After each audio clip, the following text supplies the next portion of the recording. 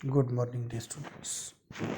One word substitution में continue करते हैं। हमने नंबर 170 तक कल कर लिया था, उसके बाद हम नंबर 171 डिस्कस करेंगे।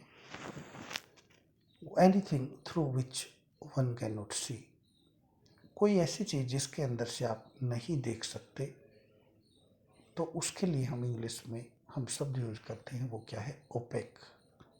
स्पेलिंग है OPAQUE। अपारदर्शी इसको हम हिंदी में कह सकते हैं। नंबर 172, एन एनिमल और plant that lives upon the body of another. कोई ऐसा पशु या कोई ऐसा पौधा जो किसी दूसरे के शरीर के ऊपर डिपेंड करता है, रहता है या जीवन जीता है, तो उसको हम पराजीवी हिंदी में बोलते हैं। तो इंग्लिश में इसके लिए वन वर्ड सब्स्टिट्यूशन है, वो है पैरासाइट। स्पेलिंग इसकी रहेगी PARASITE, पैरासाइट। उसके बाद number 173, the science of gardening. जो हम बागवानी करते हैं, जो गार्डनिंग करते हैं, तो इसकी जो स्टडी या जिस ब्रांच के अंतर्गत इसकी स्टडी करी जाती है, या ये जो सिस्टम है, इसको हम जो है किस उसमें जैसे एक सब्जेक्ट के तौर पर भी कहीं पढ़ाया जाता है, तो उसको किस नाम से जानेंगे, ये कौन सी ब्रांच ऑफ नॉलेज कहलाती है? तो इसको हम हॉर्टिकल्चर बोलते हैं। स्पेलिंग है इसकी HORTICULTURE, हॉर्टिकल्चर। उसके बाद number 174, one who is hopeful of the future. जब कोई आदमी भविष्य के बारे में बड़ी उम्मीद रखता है, बड़ा आशावादी होता है, भविष्य के बारे में बड़े आशा भरी निगाहों से जो है वो जो है देखता है, तो उसको हम आशावादी, इंग्लिश में हम इसको कहेंगे ऑप्टिमिस्ट। ऑप्टिमिस्ट की स्पेलिंग है OPTIMIST, ऑप्टिमिस्ट। उसके बाद है number 175, one who takes a gloomy view of the future. लेकिन इसके विपरीत यदि कोई आदमी हर चीज़ के पीछे नकारात्मक चीज़ को ढूंढता है, या उसका निराशावादी जो पहलू देखने की कोशिश करता है हर चीज़ के अंदर, उसको हम जो है इंग्लिश में पेसिमिस्ट शब्द से जानते हैं। पेसिमिस्ट कहते हैं वन वर्ड सब्स्टिट्यूशन के रूप में। इसकी स्पेलिंग है PESSIMIST, पेसिमिस्ट। उसके बाद number 176, one who changes his principles from time to time. जो आदमी अपने सिद्धांत जो है वो समय समय पर बदलता रहता है, उसको हम जो है इसका मतलब है जो अवसर आ जाए और अपनी चीज़ों को बदल देता है उस अवसर के हिसाब से, तो उसको इंग्लिश में अपॉर्चुनिस्ट कहा जाता है, हिंदी में जिसको हम अवसरवादी के नाम से जानते हैं। तो अपॉर्चुनिस्ट की स्पेलिंग रहेगी OPPORTUNIST, अपॉर्चुनिस्ट। उसके बाद है number 177, one who loves women kind. जो औरतों से या मतलब औरत जाति से प्रेम करने वाला, तो उसके लिए इंग्लिश में वर्ड होता है फिलोगाइनिस्ट। स्पेलिंग है इसकी PHILOGINIST। उसके बाद है number 178, animals that eat both meat and vegetable. कोई ऐसे जानवर जो दोनों चीज़ खाते हैं, मांस भी खाने वाले हैं और वो शाक भी खाते हैं, शाकाहारी भी होते हैं।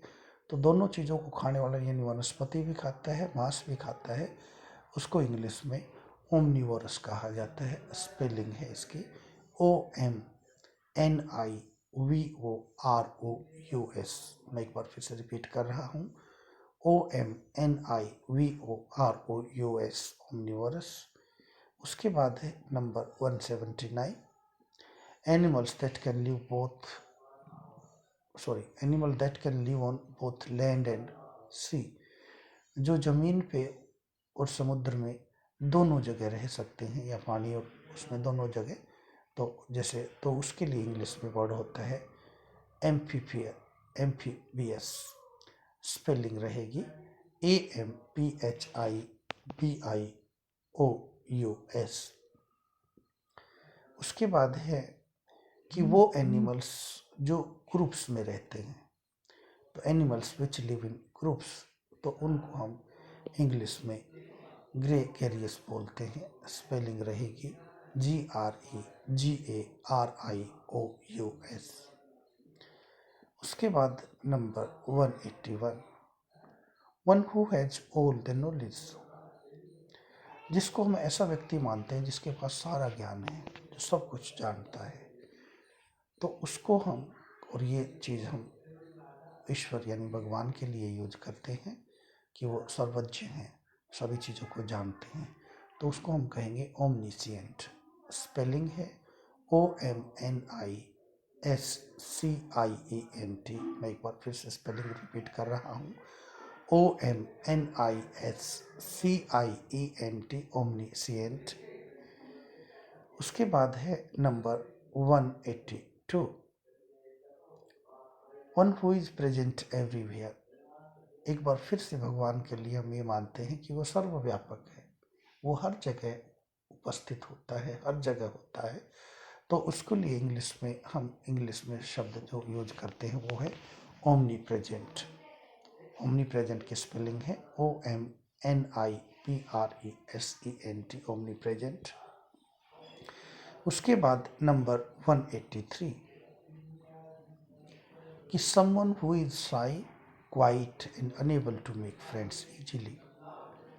कोई आदमी बड़ा शांत रहता है, थोड़ा सा शर्मीला है और वो जल्दी से दोस्त नहीं बना पाता, तो साइकोलॉजी के अंदर उस तरह के इंसान को हम इंट्रोवर्ट बोलते हैं।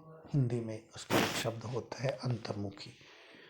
तो इंट्रोवर्ट की जो स्पेलिंग रहेगी वो है INTROVERT, इंट्रोवर्ट।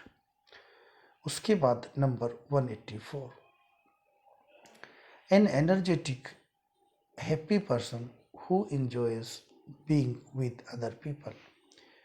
यदि कोई ऐसा व्यक्ति है जो बड़ा खुश होता है दूसरों के साथ मिक्स होकर के, दूसरे लोगों के साथ मिल करके उनकी कंपनी को एंजॉय करता है, खुश महसूस करता है, तो उसको हम बहिर्मुखी, हिंदी में अंग्रेजी में हम इसको एक्सट्रोवर्ट के नाम से जानते हैं। स्पेलिंग रहेगी EXTROVERT, एक्सट्रोवर्ट।